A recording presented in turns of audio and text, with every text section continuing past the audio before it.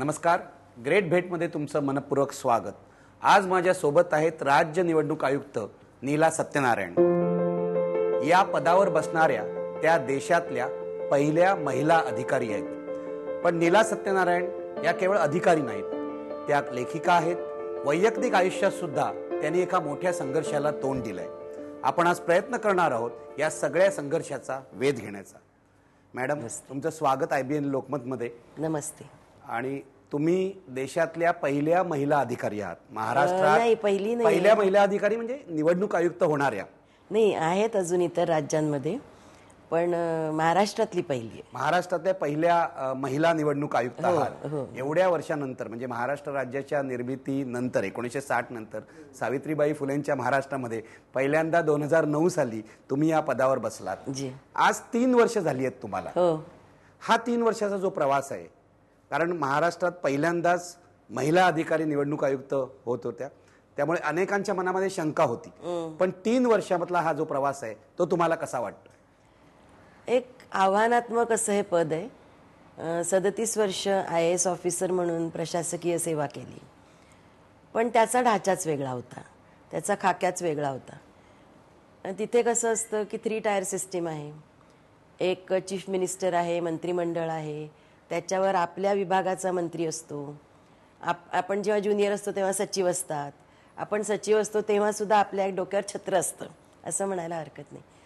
इथे हे पद असं आहे की हे संविधानिक पद असल्यामुळे कमिशनर किंवा आयुक्त जो आहे तोच निर्णयात्मक अधिकारी आहे. म्हणजे गव्हर्नमेंट ऑफ इंडियामध्ये जे CECचं पद आहे ते सुद्धा जरी मुख्य निवडणूक आयुक्त एक असले तरी त्यांचं 3घांचं पॅनल आहे. आणि आपण कुठल्याही एखाद्या ऑर्गनायझेशनमध्ये बघितलं की तिथे एक हायरार्की असते. तसं म्हणायला आयोगाचं ऑफिस आहे, पण निर्णय घेणारी एकच व्यक्ती आहे आणि ती म्हणजे आयुक्त. आणि त्याच्यामुळे ही जबाबदारी जी आहे ती फार मोठी आहे. का? कारण जेव्हा आपण निवडणुकीसंबंधी काम करत असतो तेव्हा मतदान, राजकीय पक्ष, सामान्य लोक आणि राज्य करणारे राज्यकर्ते या सगळ्यांना बरोबर घेऊन आपल्याला जायचं असतं. आणि या सगळ्यांबरोबर मीडियाला आपण अजिबात विसरून चालत नाही. आपण विसरलो तरी मीडिया आपल्याला विसरू देत नाही. त्यांचं अस्तित्व एवढं असतं की मला वाटतं आपण फक्त जेवायला किंवा बाथरूममध्ये जाण्यापुरतं आपल्याला मोकळं सोडतात, नाही तर ते सतत आपल्या पाठीमागे असतात. त्याच्यामुळे आपण जो निर्णय घेतो तो लक्षावधी लोकांना, कोट्यावधी लोकांना त्याचा फायदा किंवा तोटा होणार आहे, त्यांच्या हिताचा किंवा अहिताचा आहे, हे भान आपल्याला सारखं ठेवावं लागतं. आणि तुम्हाला माहितीच आहे की कुठल्या ऑर्गनायझेशनमध्ये विविध प्रकारची मतं तुमच्यासमोर मांडली जातात. अर्थात मी कायदेशीर सल्लाही घेत होते, आपल्यापेक्षा ज्येष्ठ लोकांचं मतही घेत होते, सल्लाही विचारत होते, पण त्यांनी निर्णय घेताना, सही करताना शेवटी आपण एकटेच आहोत. त्यामुळे हिमालयाच्या सर्वोच्च शिखरावर कुठेतरी एकटं बसल्याचा असा एक भास होत होता. एकटं बसल्यासारखं तुम्हाला वाटत होतं. पण मला सांगा, मोठी मोठी पदं तुम्ही आजपर्यंत भूषवलेली आहेत, म्हणजे तुम्ही अतिरिक्त मुख्य सचिव होतात किंवा गृहसचिव होतात, ही सगळी पदं आणि हे निवडणूक आयुक्ताचं पद एवढं वेगळं आहे? अगदी वेगळं आहे, खूपच वेगळं आहे. कारण ते प्रशासकीय आहे, इथे तुम्ही संविधानिक घटनात्मक पदसिद्ध व्यक्ती आहात, त्यामुळे विशेष जबाबदारी. आणि निखिल, जे तुम्हाला सांगायला मला संकोच वाटत नाही, देशाचं म्हणण्यापेक्षा सबंध जगाचं लक्ष होतं.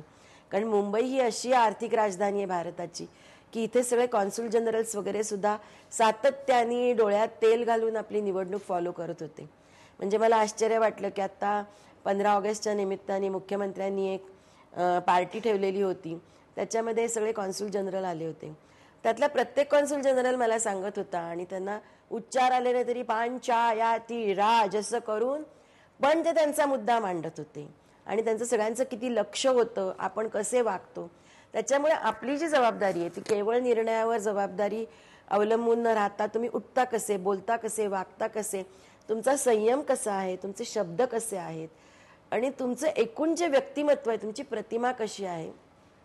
ही नीला सत्यनारायणची प्रतिमा नाही आहे, ही महाराष्ट्राची प्रतिमा आहे, देशाची प्रतिमा आहे. भारतीय घटनेचं संरक्षण करतो हे तुमच्या मनावर होतं. कारण अशी आहेतच किती घटनात्मक पदं. तुम्ही विचार करा की अशी घटनात्मक पदं अगदी बोटावर मोजण्या इतकी आहेत. आणि म्हणून, आणि हे पद असं आहे की ज्याच्यामुळे सगळी जनता त्याच्यामुळे अफेक्ट होते किंवा प्रभावित होते. त्याच्यामुळे फार महत्त्वाचं आहे आणि शिरावर ते एक मोठं ओझं असतं. मला तुम्हाला इथे विचारायचं आहे, मग तुम्ही ही जबाबदारी घेतलीत कशाला? कारण सर्वसाधारणपणे गृहसचिव झालात तुम्ही, अतिरिक्त मुख्य सचिव झालात, त्यानंतर मी बघितलेलं आहे की जे असे बडे अधिकारी असतात ते कुठेतरी खाजगी सेवेत जातात, सल्लागार होतात. एवढा सगळा तणाव दबाव घ्यायची गरज काय होती?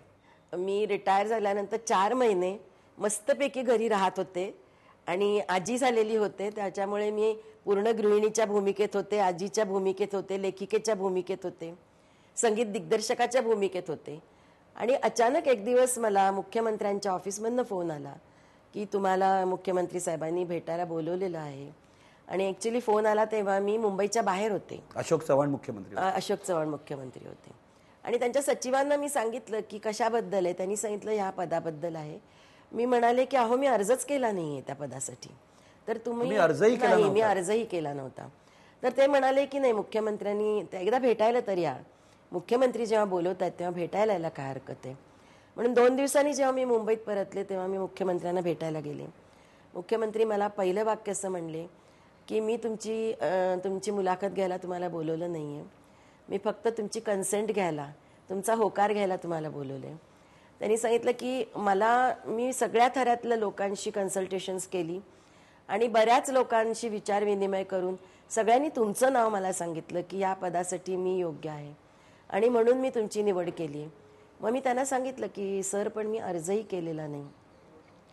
ते म्हणले नाही, आम्ही याच्यावर कायदेशीर सल्ला घेतलेला आहे आणि शासनाला तसे अधिकार आहेत की एखाद्याने अर्ज केलेला नसताना सुद्धा त्याची एखाद्या पदावर नेमणूक होते. पण ही एका दृष्टीने तुमच्या आजवरच्या कामाला मिळालेली पावतीच होती. हो, निश्चितच होती. आजच्या काळामध्ये न मागता एखादं पद मिळणं कठीण असतं, ते तुम्हाला मिळालं. मी त्या सगळ्या कारकिर्दीकडे येणार आहे, पण मला आधी तुम्हाला विचारायचं आहे, 2009ला तुम्ही निवडणूक आयुक्त झालात आणि अनेक वादांना तुम्हाला तोंड द्यावं लागलं.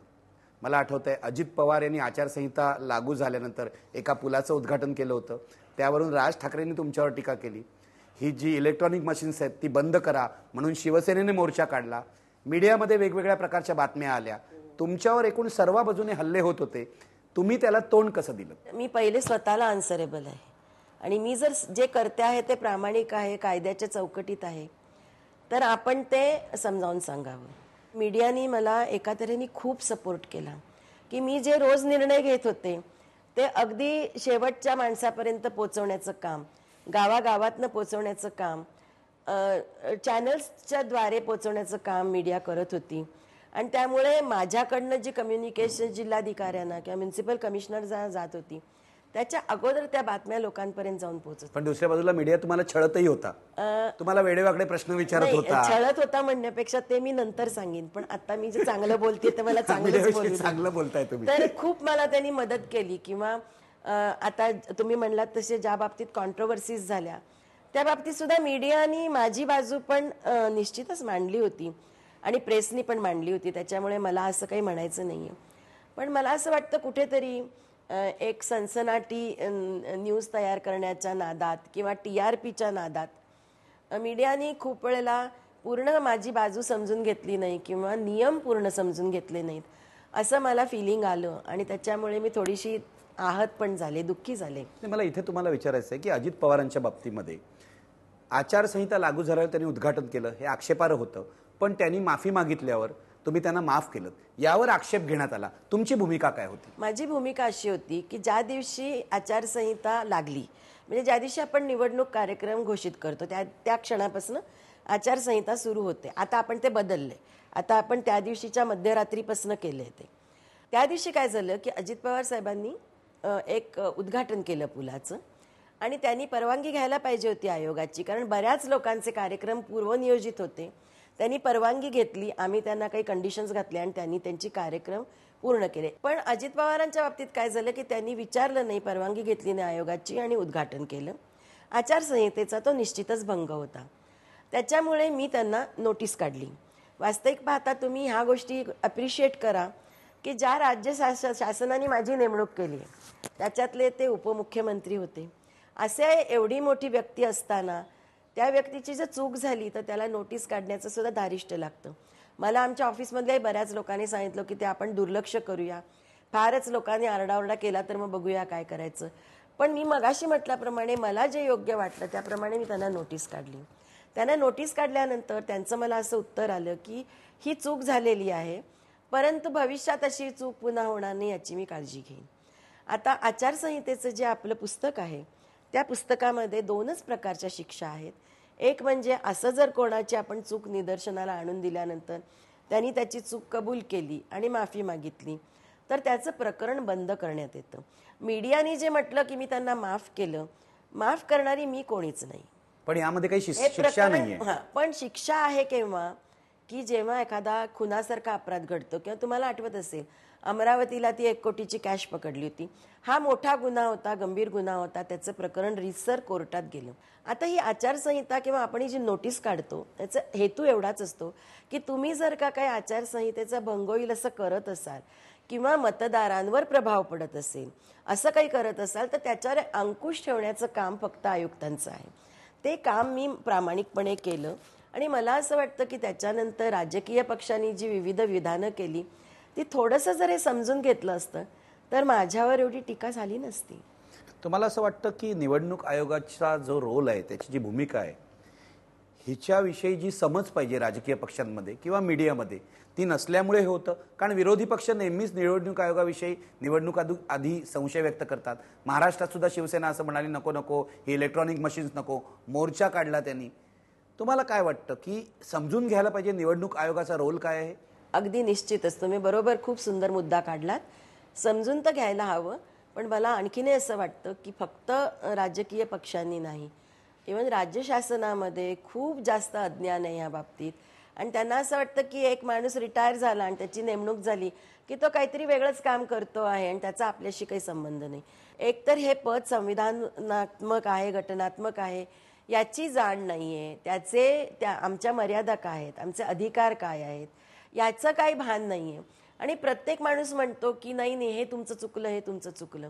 बरं मी अशी तुमच्यासारखी समोर मीडियासमोर जाऊन नाही नाही मी असं नाही करणार, मी तसं नाही करणार असं मी बोलू शकत नाही. आणि जेव्हा ते वातावरण एवढं तापलेलं असतं ना आणि आरोप प्रत्यारोपांच्या अशा फैरी जडत असतात त्यावेळेला आयोगाला त्याच्यात खेचणं त्या आखाड्यात ते मला योग्य वाटत नाही. मला असं वाटतं की आपण आपल्या डिग्निटीने राहिलं पाहिजे आणि जेवढं मोजकं आहे तेवढंच बोललं पाहिजे आणि मुख्य म्हणजे अत्यंत शांत आणि संयत राहायला पाहिजे.